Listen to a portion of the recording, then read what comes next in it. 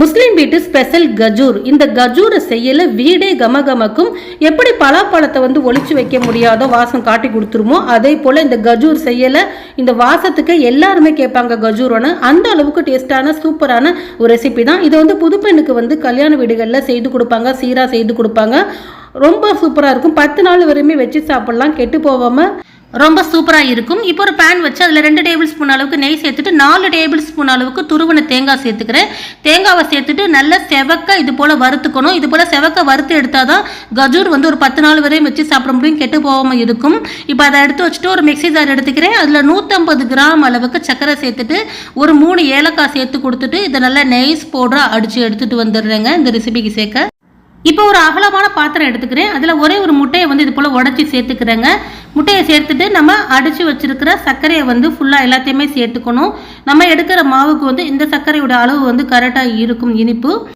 இப்போ அடித்து எடுத்துகிட்டு வந்த சர்க்கரையை ஃபுல்லாக எல்லாத்தையுமே சேர்த்துட்டு ஒரு விஸ்கு வச்சு நல்லா மிக்ஸ் பண்ணி கொடுத்துக்கணும். இது போல் விஸ்கு இல்லாட்டினா ஸ்பூன் இருந்தால் கரண்டி இருந்தால் நீங்கள் நல்லா மிக்ஸ் பண்ணி கொடுத்துக்கோங்க. இது போல் நுர பொங்க வர அளவுக்கு ஒரு 2-3 நிமிஷம் நல்லா மிக்ஸ் பண்ணி கொடுத்துக்கணும். இது போல் மிக்ஸ் பண்ணிவிட்டு இப்போ மாவு வந்து சேர்த்துக்கிறேன். மாவு வந்து 1/4 கிலோ அளவுக்கு சேர்த்துக்கிறேன். 250 கிராம் அளவுக்கு இருக்கும் இந்த மாவுடைய அளவு பார்த்திங்கன்னா. இது கூடவே நல்ல மொறுமொறுப்பாக வரத்துக்கு ஒரு 4 டேபிள் ஸ்பூன் அளவுக்கு ரவா சேர்த்துக்கிறேன். ரவா வந்து வறுத்தது வறுக்காது எதுவாக இருந்தாலும் சேர்த்துக்கோங்க. இப்போ நம்ம வறுத்து வச்சுருக்கிற தேங்காய் துருவலை சேர்த்துக்கலாம். ஃபுல்லாக எல்லாத்தையுமே சேர்த்துக்கலாம். கண்டிப்பாக தேங்காய் வறுத்து சேர்த்துக்கோங்க. அப்போ தான் கஜூர் வந்து ஒரு வாரத்துலேருந்து 10 நாள் வரையும் வச்சு சாப்பிட்லாம், கெட்டு போகாமல் இருக்கும். இப்போ நல்லா விஸ்க் வச்சு நல்லா இதை போல் மிக்ஸ் பண்ணிக்கிறேன். நான் இன்றைக்கி சேர்த்துருக்க மாவு பார்த்திங்கன்னா மைதா மாவு தான் சேர்த்துருக்கேன். நீங்கள் விரும்பினா மைதா மாவு சேர்க்கலாம், அப்படி இல்லாட்டினா கோதுமை மாவில் கூட செய்யலாம். கோதுமை மாவில் செய்யும்போது கொஞ்சம் டேஸ்ட் வந்து மாறுபடும். இதில் ஒரு 2 டேபிள் ஸ்பூன் அளவுக்கு நெய் சேர்த்துக்கிறேன். சேர்த்துட்டு லைட்டாக நல்லா மிக்ஸ் பண்ணிக்கிறேன்.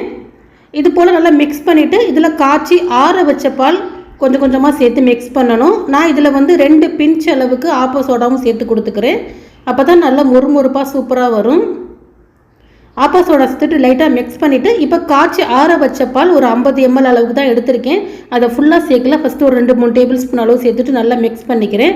திரும்பி ஒரு 2 டேபிள் ஸ்பூன் வந்து சேர்த்துக்கிறேன். ஒரேடியாக பால் வந்து சேர்த்துடக்கூடாது. சேர்த்துட்டோம்னா ரொம்ப வந்து தண்ணி விட்டது போல் வந்துடும். பார்த்து மிதமான பால் வந்து சேர்த்து மிக்ஸ் பண்ணிக்கணும். அப்போ தான் இது போல் திக்கான ஒரு சப்பாத்தி மாவு போல் நம்ம மிக்ஸ் பண்ணி எடுக்க முடியும். இப்போ பாருங்கள் நல்லா மிக்ஸ் பண்ணி எடுத்துட்டேன். இப்போ ஒரு திரட்டுற மனை எடுத்துக்கிறேன். அதில் கொஞ்சமாக வந்து நெய் வந்து அப்ளை பண்ணிக்கிறேன். நெய் ஆயில் எது வேணாலும் அப்ளை பண்ணிக்கலாம். அப்போ தான் நம்ம வந்து பரத்தி இதை கட் பண்ணி எடுக்கும்போது ஒட்டாமல் வரும். இப்போ இதில் பாதி மட்டும் எடுத்துக்கிறேங்க. நான் பாதி எடுத்துகிட்டு இதில் சேர்த்துக்கிறேன். சேர்த்துட்டு பரத்தி கொடுத்துக்கிறேன். ரொம்பவும் மெலிசாக பரத்தக்கூடாது, ரொம்பவும் திக்காக இருக்கக்கூடாது. இந்த அளவுக்கு வந்து பரத்திக்கோங்க. இது போல் பரத்திட்டு நம்ம வந்து கத்தி வச்சு கட் பண்ணிக்கலாம். இது போல் ஓரங்கள் லைட்டாக எடுத்து கொடுத்துட்டு கட் பண்ணிக்கிறேன். இந்த கஜூர் வந்து வறுக்கும்போது வீடே கமகமக்கும். அக்கம் பக்கத்து வீட்டுக்காரங்க கூட கேட்டு வருவாங்க. நாங்கள் சின்ன பசங்களாக இருக்கும்போது எங்கள் வீட்டு பாட்டி வந்து இதை செய்து கொடுப்பாங்க. அவ்வளோ டேஸ்டியாக இருக்கும். நல்லா 10 நாள் வரையுமே வச்சு சாப்பிட்லாம். ரொம்ப டேஸ்ட்டாக நல்லா மொறுன்னு செம்மையாக இருக்குங்க. இதை செஞ்சு ஒரு 10 நாள் வரையுமே நீங்கள் ஸ்டோர் பண்ணி ஸ்கூல் விட்டு வர குழந்தைங்களுக்கு கொடுக்கலாம். இப்போ பாருங்கள், இது போல் தான் கட் பண்ணியிருக்கிறேன். கட் பண்ணிவிட்டு லைட்டாக அந்த ஓரத்தில் மட்டும் இது பண்ணி கொடுத்துக்கிறேன். ஒரு குழவி போல் இது போல் செஞ்சு கொடுத்தா பார்க்குறதுக்கு அழகாக இருக்கும். எல்லாத்தையும் அதே போல் செய்து கட் பண்ணி எடுத்துக்கிறேங்க. அடுத்ததும் வந்து அதே போல் செய்து எடுத்துக்கிறேன். ஃபஸ்ட்டு இது போல் ரெடி பண்ணி வச்சுக்கிட்டு நம்ம வறுத்தோம்னா ஈஸியாக இருக்கும். இப்போ ஃபுல்லாக எல்லாத்தையுமே ரெடி பண்ணி வச்சுட்டேன் பாருங்கள். இப்போ எண்ணெயை வந்து சூடு படுத்திட்டு ஒன்று எடுத்து சேர்த்துக்கலாம்.